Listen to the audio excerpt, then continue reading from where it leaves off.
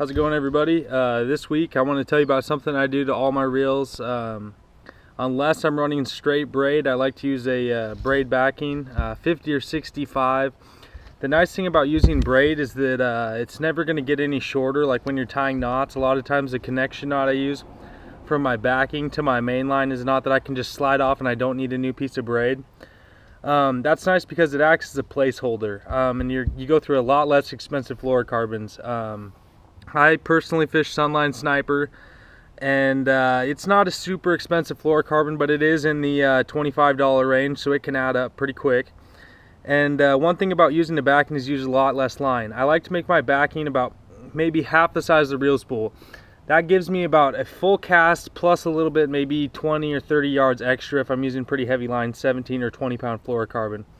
I go through a lot less line. I can typically spool up just one single reel with backing 2 to 3 times depending on the size of reel and the size of line, just with one regular 200 or 300 yard spool of fluorocarbon. So pretty much what I do is super straightforward. I take some 65 pound braid.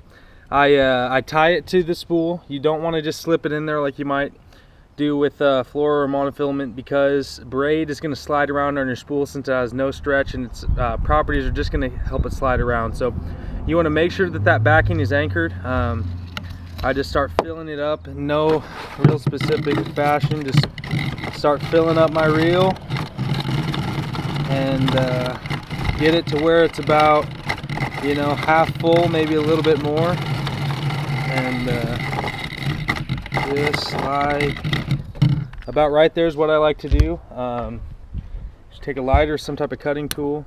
Lighter cuts braid really well, so there we go. And then cut it, tie some sort of, I do real simple notches like an overhand knot, just something to hold it together. All I'm using this for is a placeholder. It's my backing. I don't ever expect a bass to take me into my backing, so I don't typically worry about that. Another thing that's nice is I feel like it helps me cast farther also. Something about having that braid inside the spool, deeper underneath some fluorocarbon, I feel like it ups the performance of the reel a little bit in some way. You know, a lot of pros are doing this right now. Aaron Martins is one of them, who's been doing the braid backing publicly, speaking about it and stuff like that in magazines and videos you've seen pretty often. It's something I started doing 6 or 8 months ago, and I really like it. It saves me a lot of money, going through a lot less fluorocarbon, and it's a lot easier just to strip off a cast and a half of fluorocarbon and put some new line on. So overall, it's a pretty good advantage if you start doing it. Like I said, the braid doesn't get any shorter. Like instead of having to cut a mono backing or whatever, this is always the same length, so I don't worry about it. I use the same amount of fluorocarbon, assuming it's the same diameter every time. So just a quick little tip this week. Use braid backing on your bait cast reels, get a little bit more casting distance, save a lot of money if you're using expensive fluorocarbons.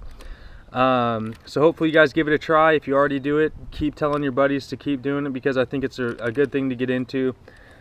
Saves you a lot of money, and there's really no downside to it. So hopefully that's a new tip for some of you guys, and it helps you out in some way. I'll be back next week with another tip video, and stay tuned. Thanks.